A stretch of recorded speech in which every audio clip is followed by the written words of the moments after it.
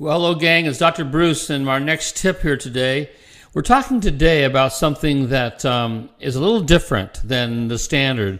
We've had the cash practice, the insurance practice, and what I have been doing since 1984 was what I call the cash-like practice. A cash-like practice is like a cash practice, yet if they have insurance, we'll take it. I found a long time ago that people that have insurance want to use it. And just telling them, no, we don't accept insurance is really more fulfilling and serving the doctor than it is the patient. And if you're in a community when there's many chiropractors, you want to have as many times to open the door as possibly. What I'm against is having your care being based on insurance reimbursement. In other words, you would give recommendations based on what the insurance company will pay. So cash-like is we have to do the same job as far as going through educating our patients to get them to want to have care, to get them to see the benefit of care, and they're willing to pay for it. And if they can use their insurance, great. And if they don't have insurance, then of course they just pay all cash. But if in most situations where people have insurance, as soon as the insurance quits, so do they. So we want to have a much higher level of commitment to care than the average person. Now, in that, the major roadblock I've found to doctors is constantly expanding, is twofold. People are still have high entrance fees because of the insurance, and patients then lack understanding as to the role chiropractic should play in their total healthcare picture. I had a situation once where I had a cash patient coming in, very happy, extremely happy, and then he referred a PI patient in. And this is way long ago. This is before this is I think my second or third office, and I'm still learning how the thing's going. Anyway, he comes in and refers a patient, and then we send out the bill to the patient, and my friend happened to be visiting him, and they saw my bill. And my first visit was more expensive than this guy's almost, year of care, because we're basically doing what everybody does. They tee off on the insurance companies, and I did it too. I learned the hard way, and in doing so, I ended up losing both patients because the one patient came in there and accused me of trying to abuse his insurance company. People are very, very, for some reason, loyal to want to protect their insurance company. And secondly, then the other guy was upset because of the fact that I wasn't charging as low as he was. And with that, I learned a long time ago that you got to make everything very, very clear. So no matter what, I've got a low entrance fee. I don't care what kind of case they are. They come in first visit, and we have a first visit fee, which is low. And it's more of what I call a discovery visit. We want to decide if these people are candidates for care. So we have a low-cost situation. And then once they decide they want to have care, how they pay for it is a secondary question. So rather than coming in and having all the emphasis on the type of case they are determines the care they get, I determine the kind of the care they need, and then determine how it's going to be paid for. That way, they have a full understanding, and then they're grateful when their insurance company kicks in something. So therefore, they want the care, and they're happy that they got insurance. And anymore today, insurance is like a coupon. It'll go towards care. In our situation, we'll always come up with an estimate of what we expect to get from the insurance company, and then have the patient pay the difference. But our fees, we collect 100%. So if I'm going to go ahead and make a recommendation of a case, maybe a year of care, I'm going to show what the whole thing's going to cost for the year, what the insurance is going to cover, and what's left over for the patient. And because we take the time to show them the benefits of care and why they need it, why it's unique for them, they go ahead and they're happy to pay for it. That's cash-like. It's not a cash practice, and so therefore it's a whole different scenario. It allows you to still, take the people's insurance and help them out paying for their care, as well as those still controlling the case, and that's my job. So it's a practice in which a patient understands their responsibility and their role in getting well. So, because that's the difference. When somebody's only doing insurance, they just come in my experience, in a lot of offices that I've viewed, they come in as long as it's free. And they'll take care. They'll get massages, or they want whatever they're doing, and their insurance doesn't. As soon as their insurance quits, so do they. They were not committed to care because we got around we got lazy and didn't really show them why this was important to do. So you'll never have a cash-paying family well-care practice until you change your community's paradigm on health and healthcare. And that's how you do the cash-like practice, by getting them to understand why they need the care, the benefits of care, and then show them that it's affordable. That's how you build your practice. So first and foremost, your practice as a business. A business is dependent on three things. Easy accessibility. So in my office, we're very easy to access. Our first visits are very low. In doing so, I'd rather have a patient in front of me to educate. And you know what? Put yourself in their shoes for a second. They come in and they pay out of their pocket $300-400 for a first visit, for X-rays, exams, and testing, and all those things. They walk out with $400 poor, and they really haven't changed their life. Now, we might say, well, we need all that stuff to make an assessment, but quite honestly, they don't understand chiropractic well enough, and sometimes they look at it as a stopping point to come in. We have found that if we have a lower risk while they're trying to check us out, because if you remember, we talked about new patients are suspects, not prospects. They're suspicious at best about chiropractic, so by making it more accessible, and they can come in at a low fee, a little bit of money. They got to get them some skin in the game, as I say, but not a lot. And then once you have the information on them, you can recommend care. And if you're looking at just the money factor, you're going to make it up long term by having them understand why they need care and have them commit to a corrective care program. So an easy accessibility in chiropractic is having a low, affordable first visit. It's vitally important, and that was the one thing that I did that was one of the best strategies that started launching my practices. I was relatively stuck, with my high fee practice until I started going lower fee practice, and that was probably the first best strategy I ever did. Then you need to have a major referral procedure in practice.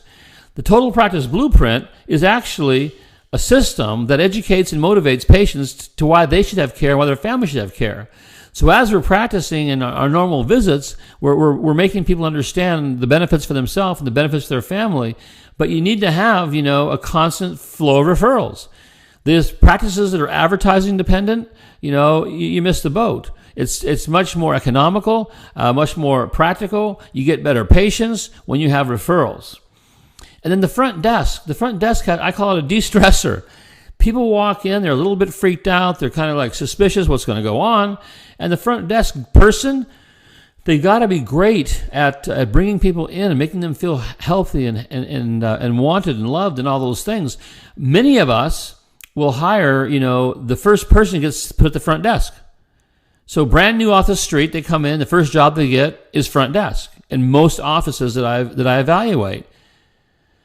That's the least experience, the least knowledgeable, is your first and last impression. Make sense? Of course not.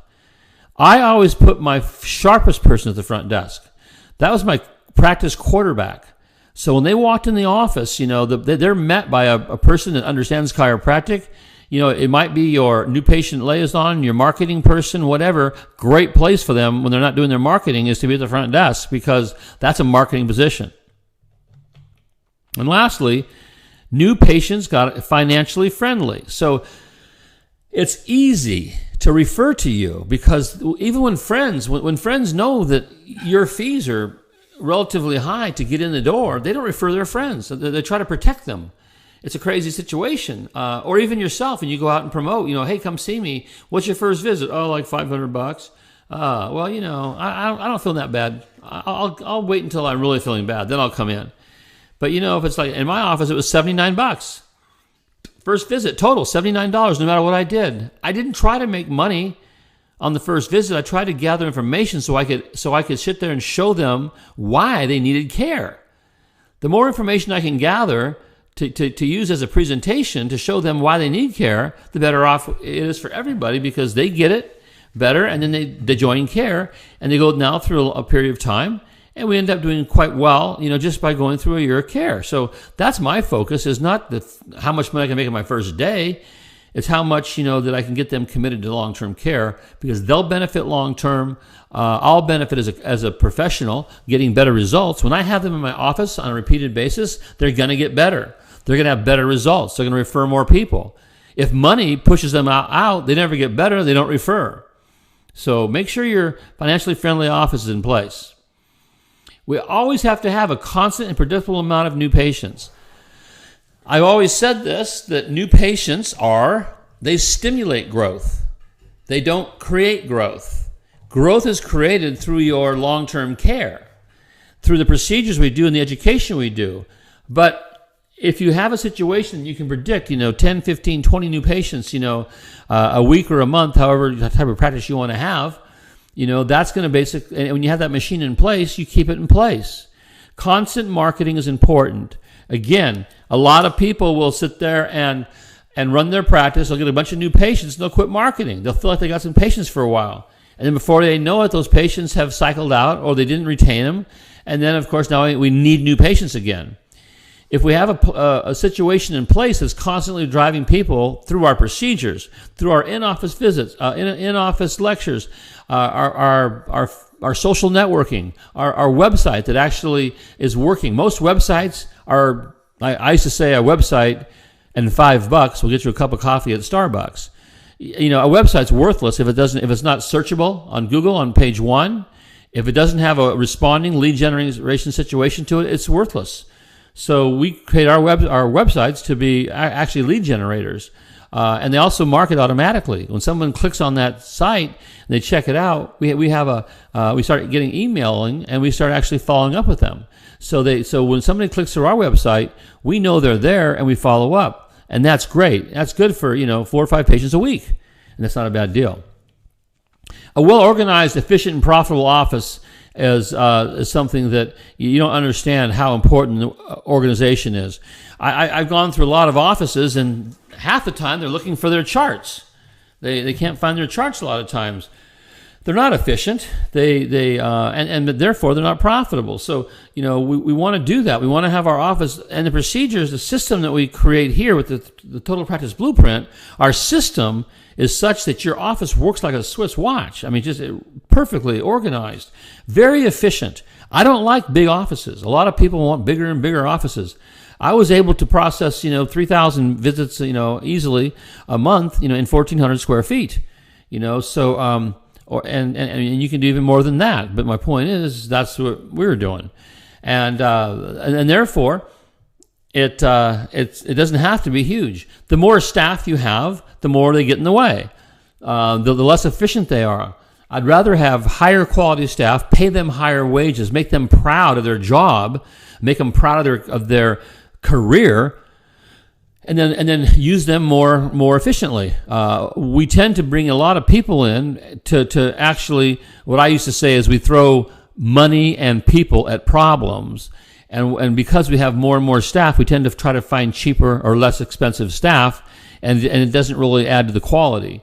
I would rather have a couple high quality people that can handle 3 things at once, and pay them at a great rate, give them benefits, and let them see this as a career rather than just a bunch of people, working part-time and trying to get through at the cheapest rate.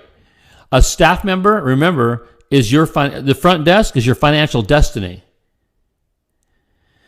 The front desk is the one that answers the phone, greets people, collects money, sends them off. They are your financial destiny. Who do you want up there?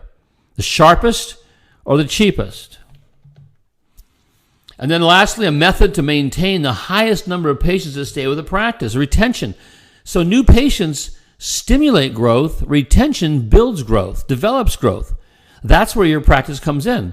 You've heard it said that my last year in practice of one clinic that I had sold, I was there for a year, transferring over to the new doctor. I only saw maintenance patients, and I averaged well over 300 a week, for over a year by not taking any new patients. All the new patients were going to the new doctor.